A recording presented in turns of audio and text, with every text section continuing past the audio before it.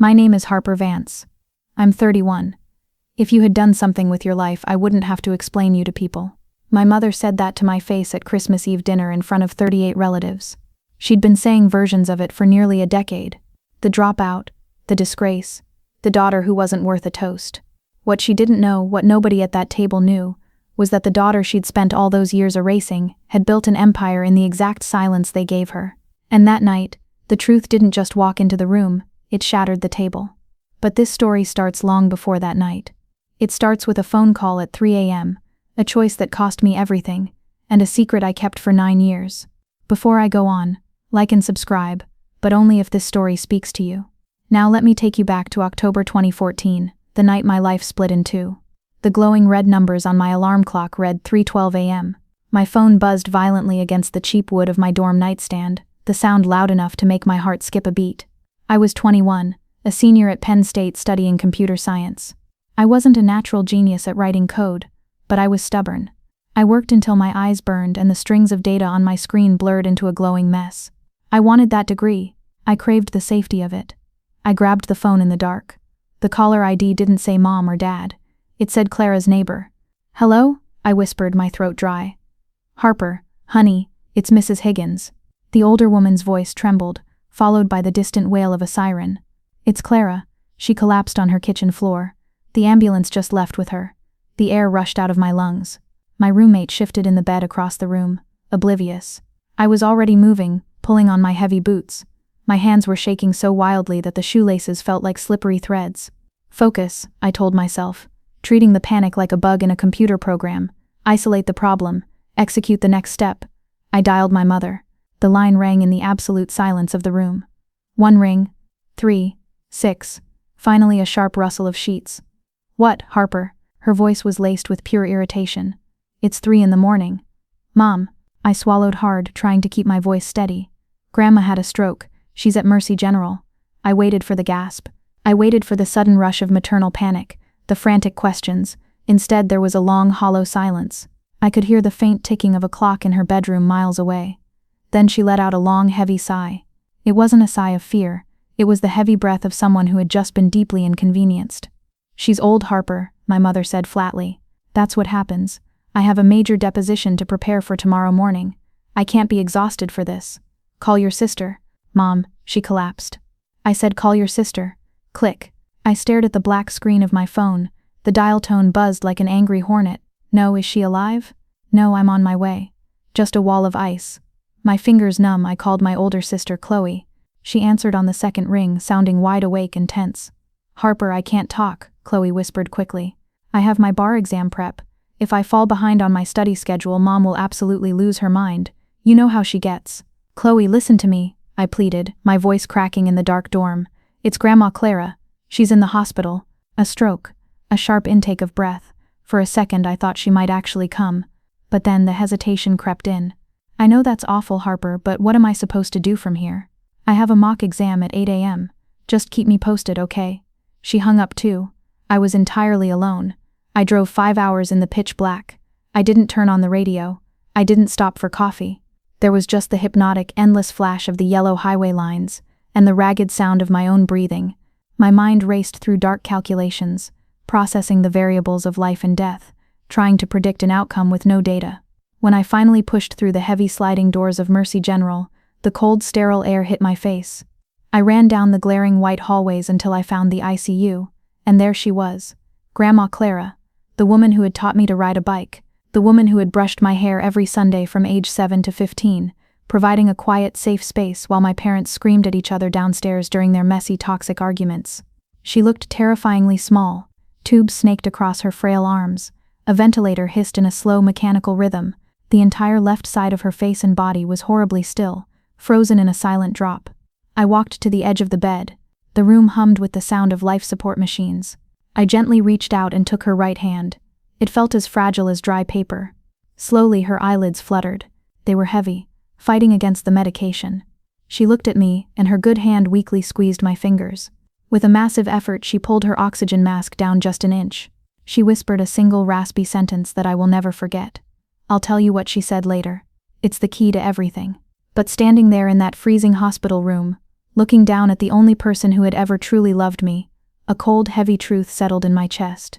I looked at the empty chairs in the corner. I looked at the silent doorway. No one else was coming. We were entirely on our own. I was a computer science major. My brain was wired to solve complex problems, to find the broken line of code, to fix the error. But the numbers the hospital social worker handed me 3 days later simply didn't compute. There was no solution. The prognosis was brutal. The doctor stood at the foot of Grandma Clara's bed and delivered the data coldly. She needed 8 to 14 months of full-time rehabilitation, physical therapy 4 times a week. She would need someone to feed her, bathe her, and physically lift her dead weight from the bed to a chair. The social worker, a tired woman with heavy bags under her eyes and a worn-out clipboard, pulled me into the hallway. She handed me a glossy pamphlet for home care aides. "You can't do this alone, Harper," she said, her voice dropping. "It will break you." I looked at the printed rates on the back of the brochure, and the blood rushed out of my head. $55 an hour. I did the math instantly. Clara's monthly Social Security check barely covered her tiny apartment's rent and her basic groceries. To hire a nurse for even half the day would bankrupt us in a week. I didn't argue. I didn't cry in front of her. I just folded the pamphlet, put it in my pocket, and walked away. The following Wednesday, I walked into the university's academic advising office. The air smelled like old paper and stale coffee. Professor Harrison sat behind his desk. He was a good man with wire-rimmed glasses and a permanent brown coffee stain on his left sleeve. He looked at my pale face, the dark circles under my eyes, and he didn't push. "Take a leave of absence, Harper," he said softly, sliding a stack of white forms across his desk. "Family comes first. You're a brilliant student. You've earned the right to step back. Come back when you can." He signed the paperwork. I picked up the pen. My hand hovered over the signature line. It felt like standing on the edge of a cliff. With one stroke of ink, my entire future, my safe, predictable, hard-earned future, was boxed up and sealed away. I pressed the pen down and signed my name. I packed my entire dorm room into 5 cardboard boxes in under 2 hours. I didn't say goodbye to anyone.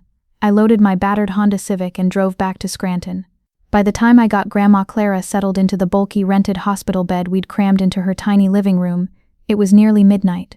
The old radiator in the corner clanked and hissed, a harsh metallic heartbeat in the quiet apartment. Clara was finally asleep, her left hand curled inward against the thin blanket like a fallen dry leaf. I stood in the cramped kitchen, the cheap refrigerator humming loudly beside me, and called my mother. I needed her to know. I needed her to help. "I'm taking a leave from school," I said the moment she answered, my voice a tight whisper. "I'm moving in with Grandma full-time. She needs 24/7 care, Mom. The nurses cost too much." The line went completely quiet. I waited for her to say, "I'll come over." I waited for "Let me send you some money." I even waited for "Are you okay?" Instead, there was a calculating, tactical silence. I could almost hear the gears turning in her head, assessing the damage not to her mother's health, but to her own social standing. "Don't tell anyone in the family," she finally said. Her voice was ice. I blinked, confused. "What?" "You heard me," she snapped, her tone sharpening. "I don't want them thinking we can't handle our own problems. You know exactly how Aunt Brenda and the others talk. A daughter dropping out of college to play nursemaid. It reflects poorly on us, on me." My grip on the phone tightened until my knuckles ached. "But it's the truth, Mom. I'm taking care of her because literally no one else will. You aren't here. Chloe isn't here." Her voice dropped flat, final. It was the voice of a prosecutor closing a case against a criminal. "The truth is, you're quitting. You couldn't handle the senior year coursework, so you found an excuse to run away. That's all the family needs to know. Do not make this into a martyrdom project, Harper." I stood frozen in the kitchen doorway. I looked at Clara, sleeping inches away from a total physical collapse. The doctor had warned me that any sudden stress, any spiked blood pressure, could trigger a second fatal stroke. She needed profound calm. I wanted to scream. I wanted to smash the phone against the faded floral wallpaper. I wanted to roar into the receiver. "I'm not quitting. I'm choosing her over myself, and you know the difference." But if I screamed, Clara would wake up terrified. I needed to be a source of peace, not a participant in a screaming match with a woman who had already decided what my story was going to be. So I swallowed the burning rage. It felt like swallowing broken glass. I said absolutely nothing and ended the call. I put the phone on the counter and stood in the dark. And right then, in that miserable hissing silence, my mother began writing the first draft of a lie she would tell the world for the next 9 years. The air in Aunt Brendan's backyard smelled of charred burgers, sweet citronella bug spray, and fresh cut grass. It was Labor Day in Cherry Hill. Kids screamed as they ran through the icy spray of a lawn sprinkler. It looked like a picture-perfect family cookout, but to me, walking through the wooden back gate, it felt like walking into a trap. We were 50 minutes late. Pushing Grandma Clara's heavy wheelchair over the thick, bumpy lawn felt like pushing a boulder. My arms already ached. Just an hour earlier, I had been putting Clara through her afternoon stretches. They were brutal. I remembered her gripping the armrests, her knuckles turning bone white, whispering harsh curses she thought I couldn't hear just to get through the pain. I almost hadn't come, but Clara had looked at me with those tired, sharp eyes and asked to go. I couldn't say no to a woman who had spent the last 5 exhausting months just relearning how to hold a metal fork. The moment the gate clicked shut behind us, the atmosphere in the yard changed. It was like a thick cloud blocked out the sun. The laughter dialed down. I felt the shift in my gut instantly. Heads turned. Relatives looked at me, their eyes locking on for just a second too long. They wore sickly sweet smiles full of pity, but their eyes were cold and distant. Then, they quickly looked away, whispering behind plastic cups. I was the ghost that had crashed the party. Aunt Brenda wiped her hands on a floral apron and marched over. She smelled like smoke and expensive perfume. She dropped a heavy, warm hand onto my arm, gripping it a little too tightly. "Harper, honey," she cooed, tilting her head with a sad, practiced frown. "Are you holding up okay? Your mother told us everything." My stomach dropped. I looked past Brenda's shoulder. Across the yard, my mother stood by the drinks table. She was safely surrounded by 3 of my aunts, forming a protective wall around her. She was dabbing her perfectly dry eyes with a paper napkin. She looked up, caught my gaze for a split second, and immediately stared back down at her potato salad. She was playing the tragic, heartbroken victim, and she was playing it perfectly. My chest tightened. The injustice of it burned in my throat. I couldn't just let it stand. "That's not exactly what happened, Aunt Brenda," I said, keeping my voice low but firm. "Grandma needed full-time care. I didn't just quit. Harper, please." The voice sliced through the heavy summer air. It was my mother. Her tone was soft, trembling, and perfectly pitched so that every single person on the patio could hear it. "Not here. Not today." My mother placed a hand over her chest, looking away from me like I was a painful glare of light. "It's just too painful to discuss." The silence that followed was deafening. Every head in the yard snapped toward me. Nobody looked at the woman faking tears. They looked at me like I was completely unhinged, like I was the unstable, failing dropout who was cruel enough to make her grieving mother cry at a family party. My mouth went dry. My teeth ground together so hard my jaw popped. I was completely trapped in her lie, suffocating in front of 40 people. I wanted to defend myself, but any word I said would only prove her point. Suddenly, I felt a weak, warm tug on my wrist. Grandma Clara reached up from her wheelchair with her good right hand. She squeezed my skin tightly. She didn't say a single word. She didn't have to. Her fierce, silent grip meant everything. "I know. I see the truth." I swallowed the massive lump in my throat. I spent the rest of the afternoon sitting in the furthest, darkest corner of the yard. I stared at a paper plate of cold food I never touched, watching from the shadows as my mother received warm, sympathetic hugs from people who thought she was impossibly brave. The drive home was dark and suffocating. Clara slept in the passenger seat, completely drained by the day. The dashboard clock glowed a sickly green in the dark car. There was no sound but the hum of the tires on the highway. Suddenly, my phone vibrated in the cup holder. The screen lit up the dark cabin. A text from my sister, Chloe. "Mom is really upset. Why do you always have to make everything about yourself? Can't you just let her have one nice afternoon?" My breath hitched. I hit the brakes, swerving the car onto the rough gravel shoulder of the empty highway. I shoved the gear into park. The engine idled loudly in the pitch black. I picked up the phone and read the glowing words twice. My chest cracked open. Hot, angry tears flooded my eyes, blurring the screen. It wasn't just sadness. It was a deep, terrifying realization that they didn't want to understand. They wanted a villain. I wiped my face fiercely with the back of my hand. I didn't type a reply. There was no point. Instead, I opened the glove compartment, tossed the phone inside, and slammed the door shut. I locked it with the key. Then I pulled the car back onto the dark, empty road, driving my grandmother back to our real, hidden world in absolute silence. By early 2016, I was 23, and the world had shrunk to the size of a damp studio apartment in Scranton. Clara was finally getting stronger. The grueling therapy was paying off. She could safely move from her wheelchair to the couch on her own. She could make tea with her good hand and argue with the morning news anchors on the small television. The terrifying round-the-clock watch was over.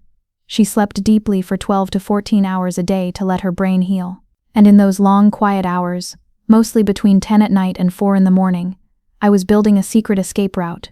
I couldn't leave the house for a normal job, so I lived inside the glowing screen of my laptop. While the ancient apartment radiator clanked and hissed against the freezing winter air, I taught myself advanced Python, cloud architecture, database management. I didn't have my college degree, but I had a discipline born from pure, absolute desperation. My kitchen table was my entire world, covered in empty coffee mugs and legal pads filled with lines of code. Then, I finally caught a break. A mid-sized software company in Albany, called Summit Solutions, posted a remote development internship. It didn't strictly require a bachelor's degree, if you could pass their brutal technical assessment. I took the coding test on a Tuesday night. My fingers flew across the keyboard. I didn't just pass it, I built a flawless program in half the required time. The hiring manager, a sharp, serious woman named Jessica, interviewed me over Skype. "You don't have a finished degree, Harper," Jessica said, her eyes scanning her screen. "But your code is incredibly clean. It's aggressive. It solves problems most seniors miss." "I don't have a traditional background," I told her, my heart hammering against my ribs. "But I don't quit. Give me a problem, and I will fix it." Jessica's professional mask cracked into a warm smile. "You've got grit, Harper. You're exactly the kind of self-starter we need." When the physical offer letter arrived in the mail a week later, I held the thick paper in my hands like it was made of gold. It was a lifeline. It was proof that I wasn't just the broken dropout my family whispered about. I left the letter sitting on the kitchen island, right next to the fruit bowl, while I ran out to the pharmacy to pick up Clara's blood thinners. I was supposed to start that Thursday, but on Wednesday afternoon my phone rang. The caller ID said Summit Solutions. I answered with a smile, expecting HR to ask about my direct deposit forms. "Hi, Jessica," I said cheerfully. "Miss Vance." The temperature in the room instantly dropped. Her voice wasn't warm anymore. It was stiff, hollow, and strictly professional. My stomach tightened into a knot. My analytical brain instantly started scanning for errors. What went wrong? Did a reference fail? Did I miss a signature? "I'm sorry to make this call," Jessica continued, her words clipped and fast. "We've received some highly concerning information regarding your background. We are forced to rescind the internship offer." My chest went completely cold. The walls of the tiny apartment seemed to lean inward. What information? My background check was perfectly clean. I have no record. There was a heavy, uncomfortable pause on the line. I could hear Jessica shifting in her leather office chair. "A family member called our Human Resources department directly this morning. They expressed serious documented concerns about your reliability and your mental stability. I'm sorry, Harper. It's strict company policy. We cannot move forward with a candidate under these specific circumstances." I didn't argue. I didn't beg. I knew exactly what had happened before she even finished the sentence. "I understand," I whispered. I hung up the phone. I didn't cry. I felt a terrifying, icy calm wash over me. I grabbed my car keys, walked out the door, and drove straight to my parents' house. My mother was standing on her pristine front porch in the afternoon sun, leisurely watering a large pot of rosemary with a green plastic can. She wore a spotless white sweater. She looked like a magazine cover. I walked up the concrete steps. I didn't say hello. "How did you get the number, Mom?" My voice was dead, stripped of all emotion. She didn't flinch. Her hand didn't shake. She kept pouring the water in a slow, perfect stream. "I don't know what you're talking about, Harper. It's a beautiful day, isn't it?" I left the offer letter on my kitchen counter, I said, stepping closer. "You came over yesterday to drop off the groceries. You saw the company name. You saw the HR contact printed at the top. Did you call my internship?" She set the watering can down meticulously on the brick ledge. She turned to face me. There was no guilt in her eyes. There was only a cold, dark superiority. She looked at me the way you would look at a toddler throwing a tantrum in a grocery store. "Maybe they just realized you aren't actually qualified," she said, her voice smooth and poisonous. "Did you ever stop to think about that? Not everyone is going to hand you things just because you feel sorry for yourself." "You called them," I said, my voice trembling now, the rage finally cracking through the ice. "You told them I was unstable." My mother sighed, a tragic, dramatic sound. "You need professional help, Harper. Not a stressful computer job you'll just quit in a month anyway. I am your mother. I have to protect you from your own failures." She turned around, walked into the house and shut the heavy oak door. Click. The deadbolt slid into place with a loud metallic snap. I stood on that immaculate porch for 20 minutes. The smell of wet dirt and sweet rosemary made me sick to my stomach. The reality washed over me, cold and absolute. She hadn't just rewritten my past to save her reputation. She was actively, intentionally destroying my future to protect her lie. If I succeeded, her story fell apart. So I wasn't allowed to succeed. Let me tell you what rock bottom actually looks like when there are no cameras rolling. It isn't a sad, inspiring movie montage. It's a damp, freezing studio apartment in Scranton that costs $850 a month. It smells like old dust and wet drywall. It's giving your disabled grandmother the only real living space while you sleep on a thin, lumpy mattress shoved inside a closet.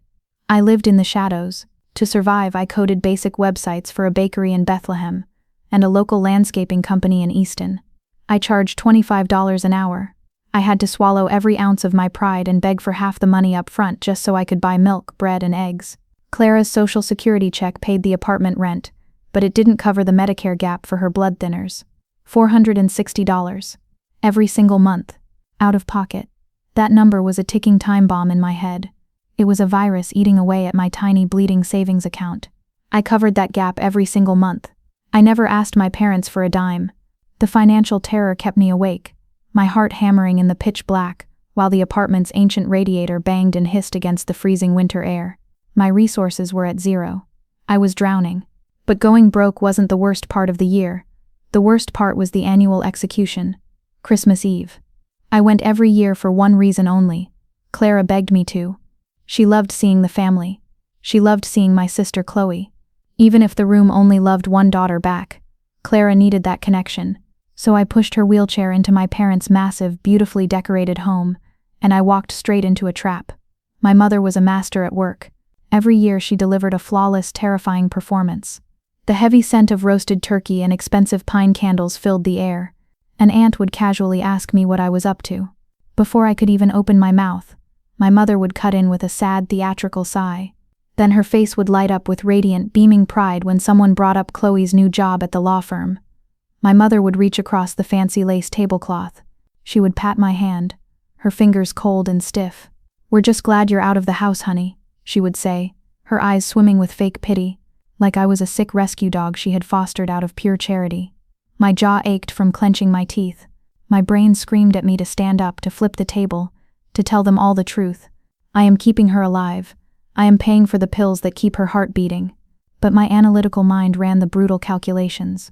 If I fought back, my mother would crush me. I would go bankrupt within a year. I would lose the money for Clara's medication. I had to stay silent to keep Clara breathing. I was their cautionary tale, and I had to accept it. Then came a freezing, quiet night in February 2016. The apartment was dead silent except for the harsh hiss of the radiator. I sat on the cold floor in the dark, staring at a side project I had been coding for 8 exhausting months. It was a complex logistics management tool.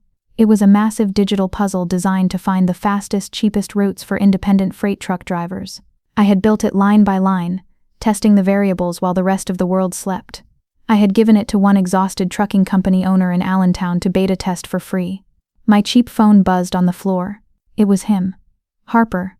His voice was rough, tired, but wide awake. "Did the program crash?"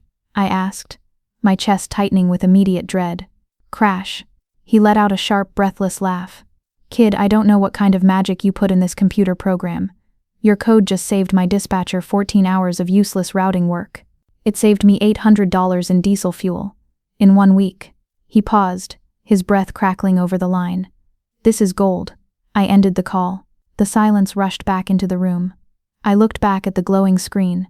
Thousands of lines of Python code reflected in my tired eyes. The math suddenly shifted in my brain. The world clicked into a terrifying, brilliant focus. This wasn't just a tiny freelance project to buy groceries. It was a highly scalable, undeniably valuable piece of software. Something inside me snapped.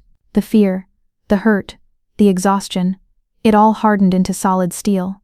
I didn't cry. I didn't cheer. I didn't make a dramatic announcement. I just made a quiet, lethal promise to myself in the dark at 2 a.m. I was going to build an empire out of this. 3 days later, I filed the official business paperwork online, but I couldn't use my own name. The last time I put my real name on a piece of paper, my mother made one phone call and destroyed my future. If she saw my name attached to a real company, she would find a way to burn it down. I registered the company as Willow Systems, and for my public face, the CEO name that the industry would see, I chose Harper Delaney. Delaney was Grandma Clara's maiden name, legally hidden securely behind thick walls of corporate contracts and non-disclosure agreements. I was still Harper Vance, but to the world, to the press, to the trucking industry, Harper Vance was a ghost. She didn't exist. I didn't change my name to hide like a coward. I did it to build armor. Grandma Clara was the only person in the world who knew the truth. I told her on a freezing Tuesday morning over a plate of scrambled eggs and the harsh plastic rattle of her daily pill bottles. The pale winter sunlight cut through the dusty kitchen window, catching the steam rising from our cheap coffee mugs. "I'm starting a tech company, Grandma," I said, my voice barely above a whisper, as if my mother could somehow hear us through the apartment walls. "A real one." I filed the paperwork. Clara stopped chewing. She slowly lowered her fork, the metal clinking softly against the ceramic plate. She looked at me for a long, heavy moment. "But Mom and Chloe can never know," I continued, my heart beating fast. "If they find out, Mom will find a way to break it. She'll call investors. She'll report me to state boards. She needs me to be a failure, Grandma. So to them, I have to stay a ghost." Clara adjusted her reading glasses with her good right hand. A slow, sharp smile spread across her wrinkled face. "It's about damn time, Harper," she whispered. 3 weeks later, the radiator was hissing its usual aggressive rhythm. I was sitting on the floor of the closet, typing furiously in the dark, when I heard the squeak of Clara's wheelchair. She rolled herself into the narrow doorway.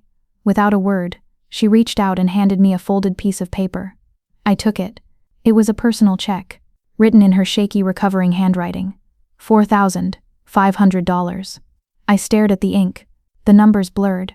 A cold wave of pure horror crashed over me. "Grandma, no. This is your emergency fund. This is literally every single dollar you have in the bank. If you get sick again, I know exactly what it is," she snapped, her voice suddenly cracking like a whip. Her eyes were fierce, burning with a bright, terrifying clarity. "I didn't raise you to be small, Harper. I didn't survive a stroke so you could sleep in a closet for the rest of your life." She leaned forward in the wheelchair, pointing a crooked finger at my laptop screen. "Take the money, buy your computer servers, buy whatever invisible magic you need to build this, and don't you dare insult me by trying to pay me back right now. Go build." My throat closed up. My hands shook as I held the thin piece of paper. It wasn't just money, it was her life. It was a heavy, dangerous weapon, and she was handing it to me to fight back. I didn't buy physical computer servers. This wasn't Nike. I poured every single cent of that money into massive cloud hosting networks, premium software licenses, and tanks of cheap gas. Let me tell you, building a company in secret is an ugly, terrifying war. There is no glory in it. Year 1. I drove hundreds of miles across the dark, icy highways of Pennsylvania and upstate New York. I slept in my freezing car to save money. I walked into dingy, smoke-filled freight dispatch offices, pitching my software to rough, exhausted men who laughed out loud at a 24-year-old girl in a cheap suit. I swallowed the humiliation. I kept pitching. Finally, 4 of them said yes. Revenue, $62,000. It was just enough to keep the apartment lights on and Clara's life-saving pills flowing. Year 2, the software was too good to ignore. Truckers talked at loading docks in the dead of night. Dispatchers whispered about it over crackling radios. Without spending a single dollar on marketing, the company exploded. I hired my first remote software engineer, Julian, trusting him entirely through a screen. We migrated our data to a massive, secure cloud infrastructure. Revenue, $420,000. We moved out of the damp studio and into a real, sunlit 2-bedroom apartment. Year 3. We had 95 major corporate clients across 19 states. I had a team of 8 remote engineers working around the clock. Revenue, $3.4 million. Top-tier venture capital funds in Atlanta started blowing up my hidden inbox, offering millions. I politely told them I wasn't ready. I was building a fortress, brick by invisible brick. And through all of this, through the millions of dollars, the sleepless nights, the quiet, terrifying growth, I kept subjecting myself to the annual execution. I kept going to Christmas Eve dinner, because Clara asked me to. Every year the ritual was exactly the same. The heavy smell of roasted meat, the clinking of expensive crystal glasses, 38 relatives sitting around the massive oak table. "Still freelancing, Harper?" Uncle Arthur would ask, taking a slow sip of his red wine. Before my brain could even form a word, my mother would interject. She always timed it perfectly, cutting me off like a surgeon. She does some little computer things, my mother would sigh, placing a perfectly manicured hand over her heart to showcase maximum maternal grief. We're just hoping she finds a real solid direction soon. It's been so hard on her. But Chloe just made junior partner at the firm. The table would erupt into polite, relieved applause for my sister. The pitying eyes would slide off me and lock onto Chloe. Under the table, my fists would clench so tightly my fingernails dug half-moons into my palms. The burning urge to stand up, to pull out my phone and show them the bank accounts, the contracts, the empire. It tasted like iron in the back of my throat. But then I would look across the table. Grandma Clara would catch my eye. Amidst the noise and the fake smiles, she would offer a tiny, almost invisible micro-nod. Not yet. Then year 5 happened, and then year 6. It was the year Chloe brought her fiancé, Ethan Sterling, to the annual Christmas Eve dinner. Ethan came from commercial real estate money. He was tall, perfectly tailored, and carried himself with the easy, unbothered confidence of someone who had never had to count his groceries before checking out. He brought his grandmother, Mrs. Carmichael, a severe woman dripping in real pearls whose cold, sweeping gaze immediately judged the dust on my parents' colonial baseboards. 42 people were crammed into the house. The heat was suffocating. The air smelled of expensive roasting meats and the sharp tang of gin.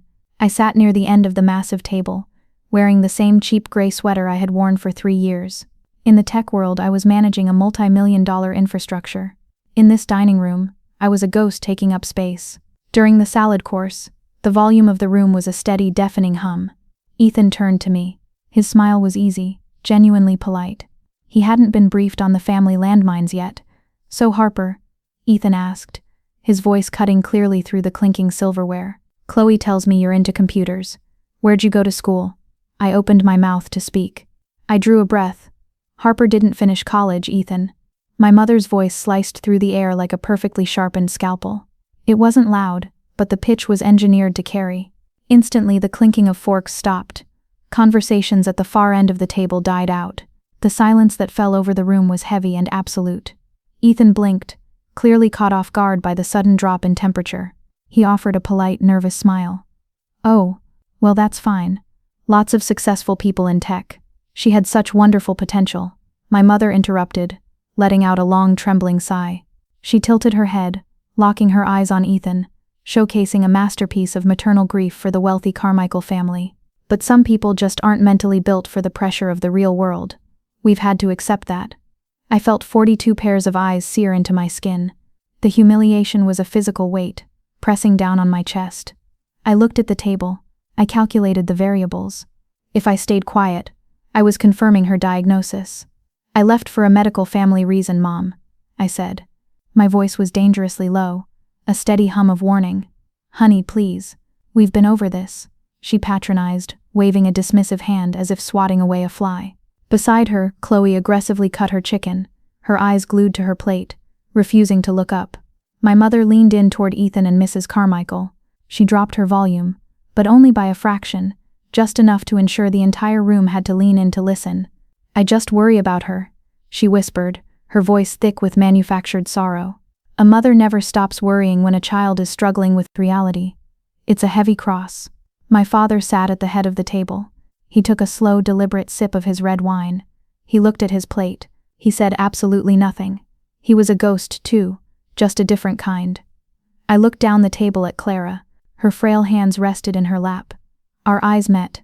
The anger in her gaze was a quiet, burning fire, but she offered that same steady micro-nod. "Not yet. Let them build their house of cards. We will burn it down later." 4 months later, in the pale, rainy weeks of April, the first match was struck.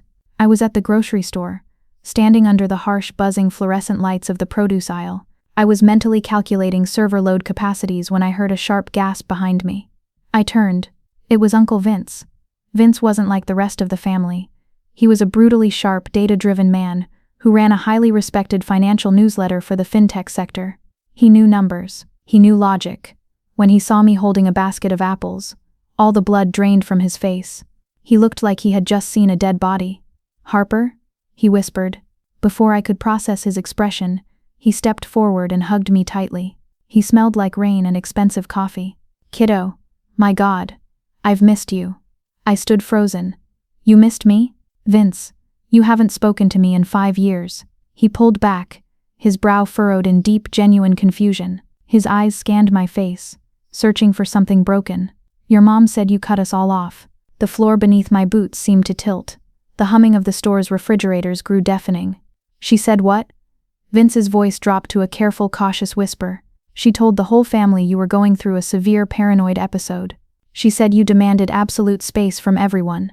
She explicitly told me that if I tried to call you, I would trigger a breakdown. My lungs stopped working.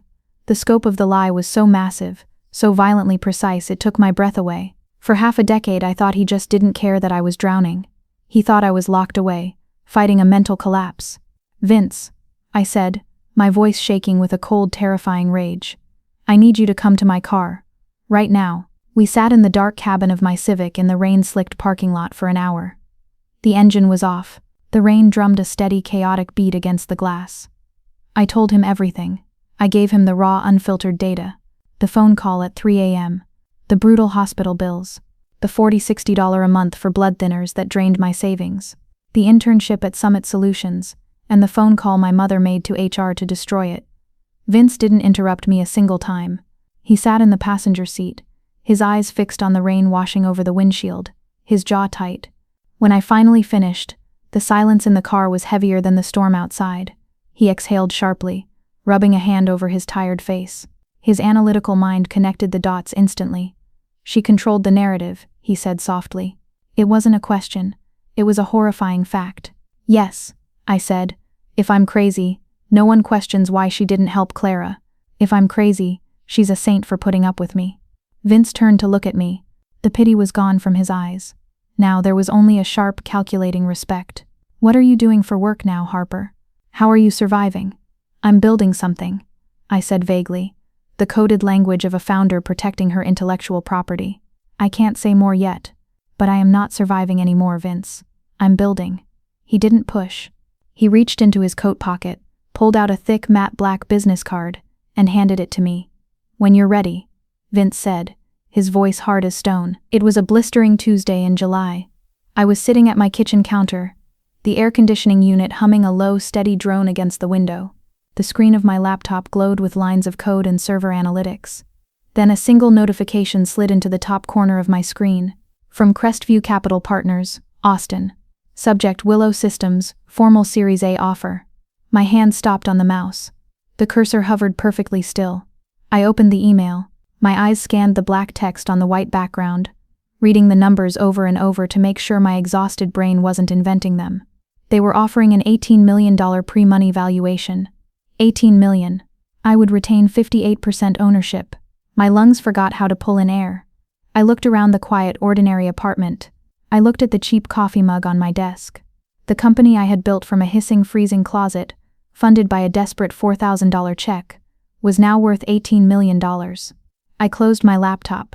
I put my head down on the cool wooden counter, and for the first time in 6 years I let out a long, shuddering breath of pure relief. 2 days later, I flew to Austin, Texas. I sat in a massive freezing boardroom, surrounded by men in sharp suits. I signed a heavy 150-page stack of legal term sheets. My hand cramped as I carefully signed my real name, Harper Vance, under thick layers of ironclad non-disclosure agreements. Those contracts were my digital fortress. They ensured that Harper Delaney took all the public credit, while Harper Vance remained completely invisible. Wired magazine ran a massive feature story on us that month. The headline read, "The Stealth Logistics Startup Eating the Market." They asked for a professional photo of the founder. I politely declined. They ran the piece with a generic stock image of a glowing computer server. That Friday, I was sitting on my couch in sweatpants when Uncle Vince's weekly tech newsletter hit my inbox. I opened it. Right there, at the very top of his email, Vince had linked the Wired article. He wrote a glowing paragraph praising the brilliant, aggressive strategies of founder Harper Delaney. He had absolutely no idea he was writing about his disgraced, unstable niece. I read his words in the quiet safety of my living room. A profound, isolating peace washed over me. I had won. I had beaten my mother's lie. I was safe. But Grandma Clara had been holding onto a grenade, and she was finally ready to pull the pin. It happened on a quiet Sunday morning. The apartment was still, dust motes drifting in the pale sunlight. I heard the familiar heavy squeak of Clara's wheelchair rolling down the short hallway. She stopped in the doorway of my bedroom. "Harper," she said. Her voice was thin, but it carried a strange heavy weight. "Come here. Sit down." I walked over and sat on the edge of her bed. She reached into the drawer of her nightstand with her good hand and pulled out her iPad. The leather case was worn at the edges. "Your mother came over 4 years ago," Clara began. Her eyes locked onto mine with a fierce, terrifying intensity.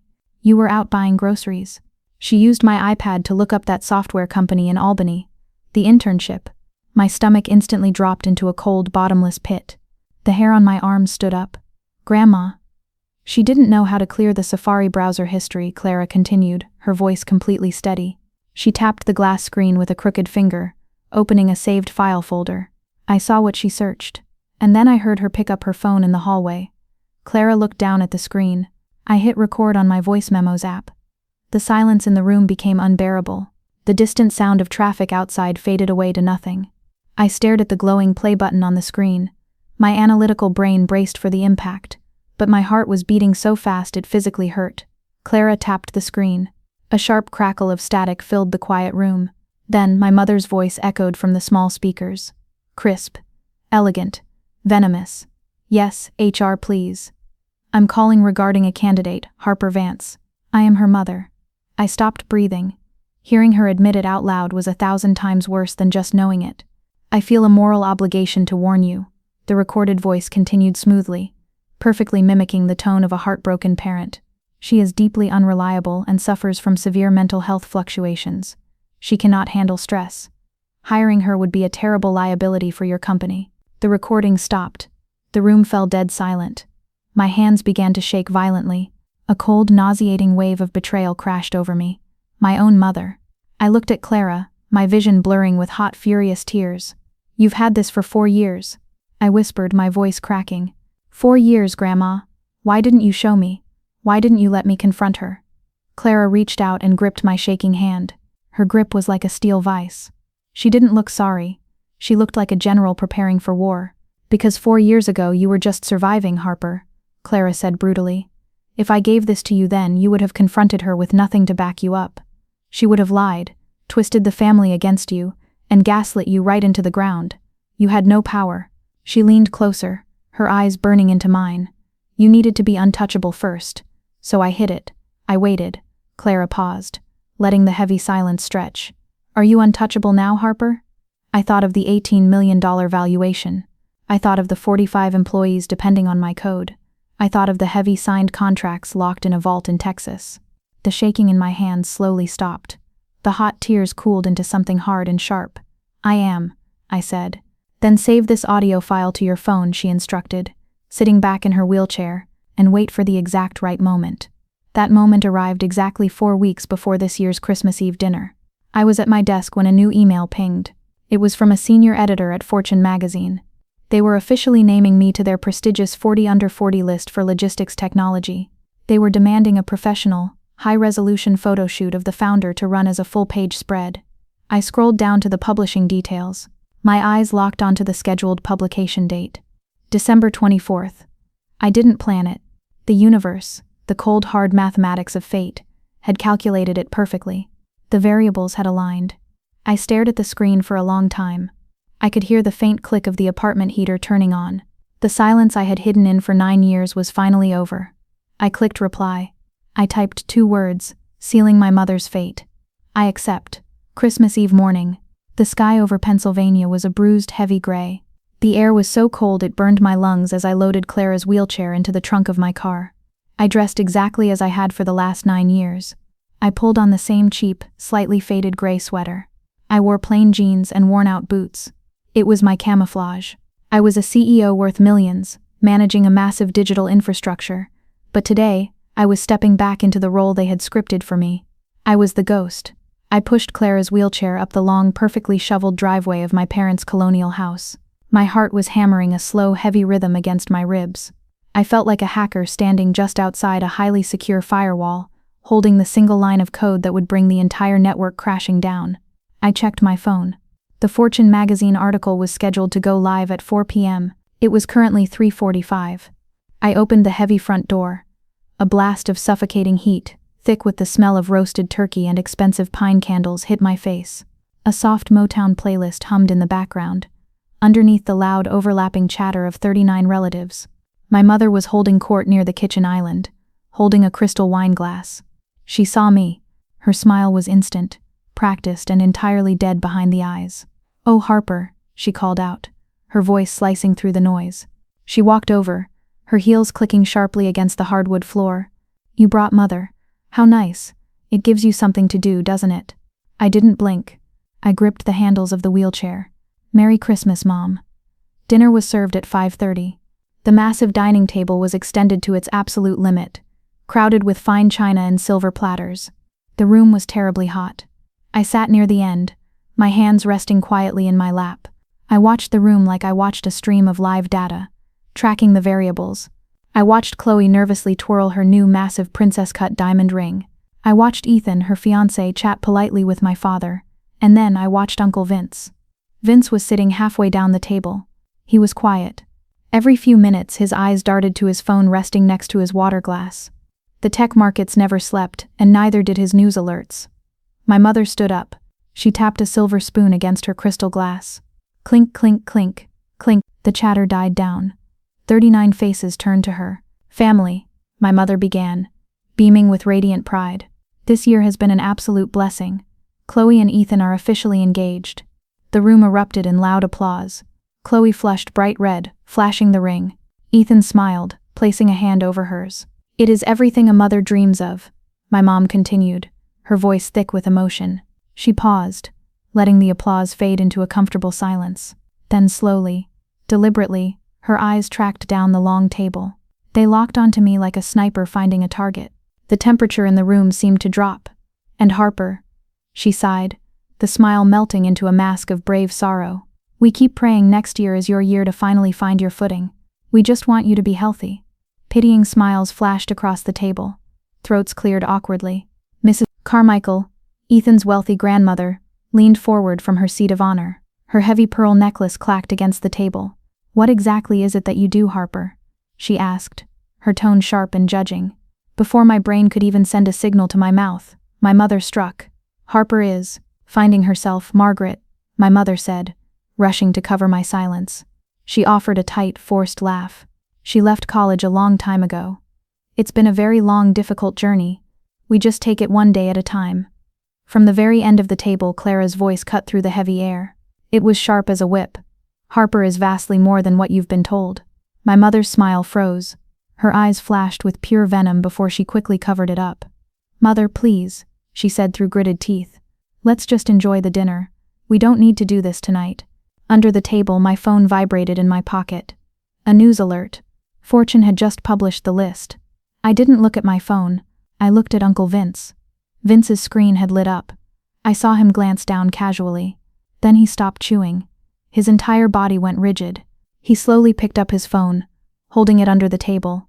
I watched the color drain completely out of his face. His eyes widened, scanning the text. Then slowly he lifted his head and looked directly at me. The look of absolute, earth-shattering shock on his face was followed by a slow, immense wave of pride. He knew. He finally knew the truth. After dinner, the family scattered into the large living room for coffee and dessert. The air was thick with tension. I was standing near the tall mahogany bookshelf, pretending to look at the spines, when I heard my mother whispering. She was standing just a few feet away, leaning over the sofa to speak to Mrs. Carmichael.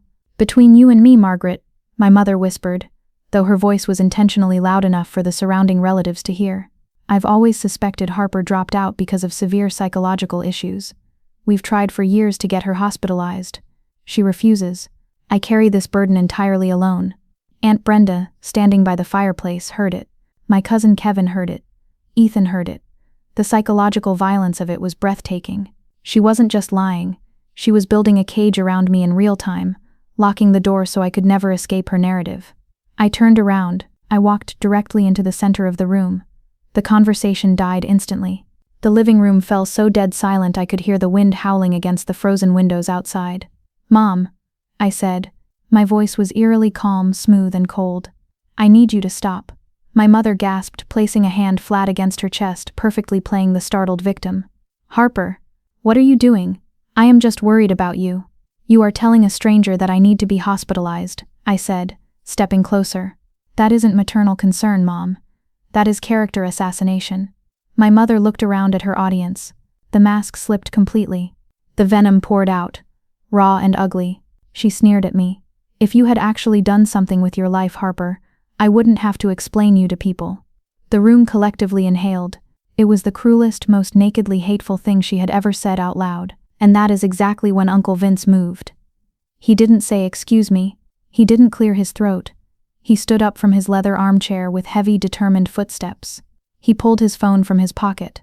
The screen was already glowing bright white with the Fortune magazine homepage. He walked to the center of the room and slammed the phone face up onto the glass coffee table. The smack of the metal against the glass echoed like a gunshot. Elaine. Vince's voice was a low, terrifying growl that I had never heard before. You need to shut your mouth. Right now. The silence in the room was deafening. The only sound was the howling wind rattling the frosted window panes. Uncle Arthur frowned, stepping away from the fireplace. What is it, Vince? Look at it, Vince ordered, his voice echoing in the large room. Aunt Brenda leaned over the glass coffee table. She stared at the glowing screen. She gasped, quickly clapping both hands over her mouth. Oh my God. There it was. A full-screen, high-resolution portrait of me. I wasn't wearing a cheap gray sweater. I was wearing a sharp, tailored suit, standing in the center of a massive glass office in Atlanta. The headline was bold and black. Willow Systems acquired by Zenith for $65 million. Founder Harper Delaney on building an empire in silence. One by one, cousins and aunts pulled out their own phones. Fingers frantically typed my name into Google. Small, sharp gasps echoed across the room like matches striking in the dark. Ethan, Chloe's fiancé, picked up Vince's phone.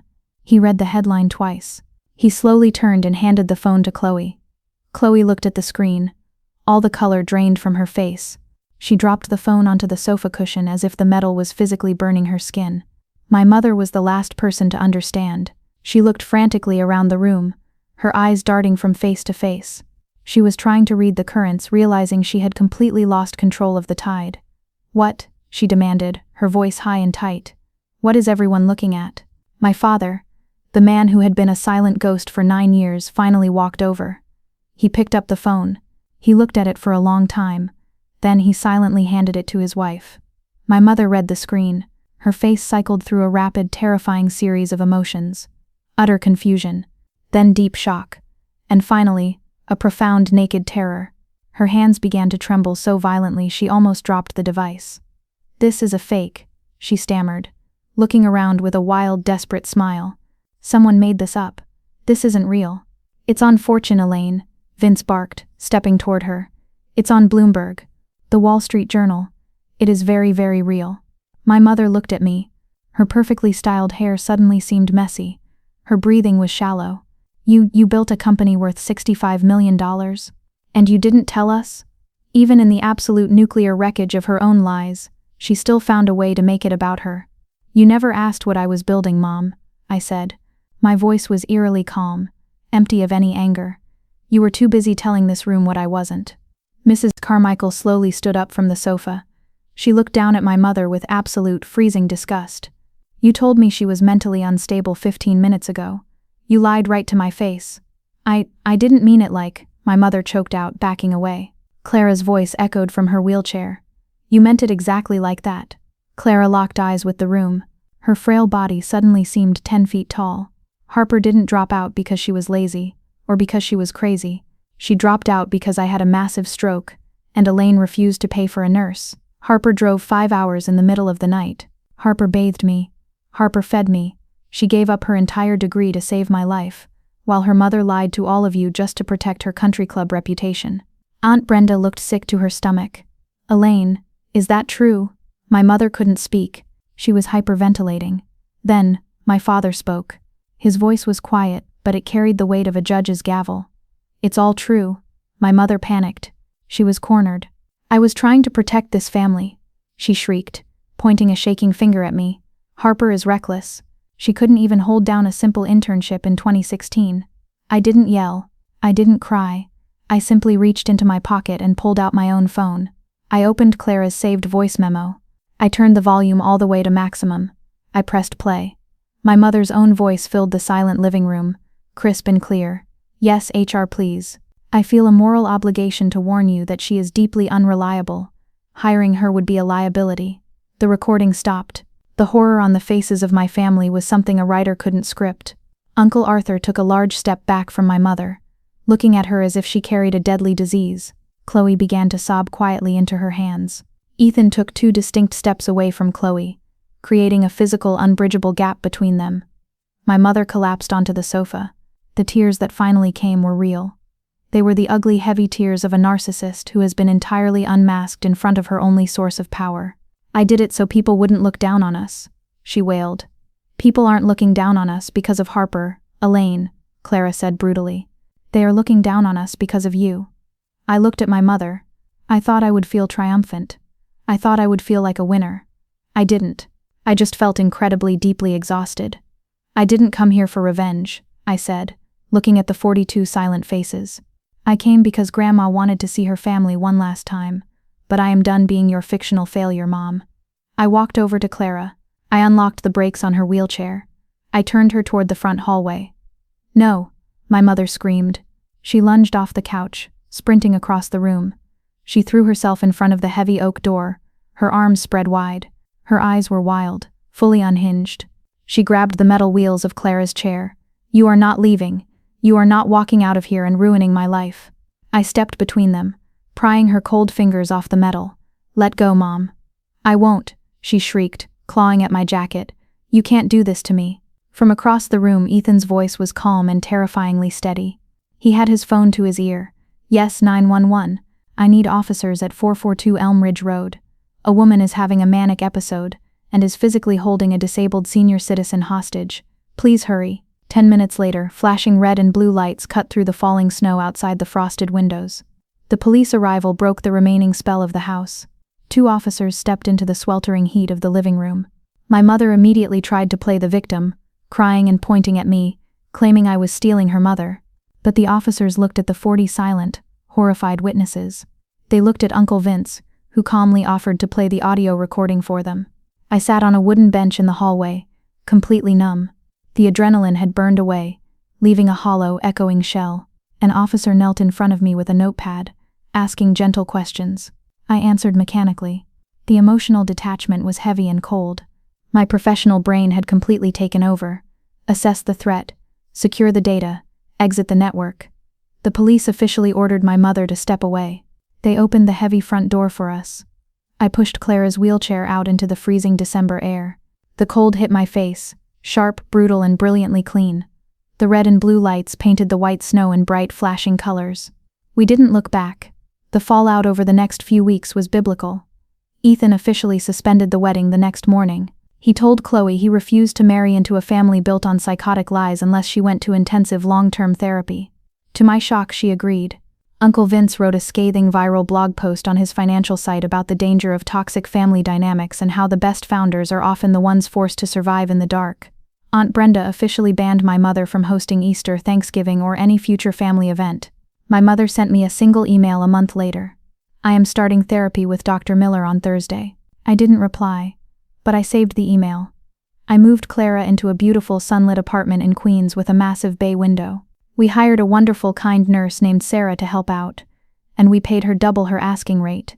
I sit on the executive board of the company I built. I didn't build it to prove my mother wrong.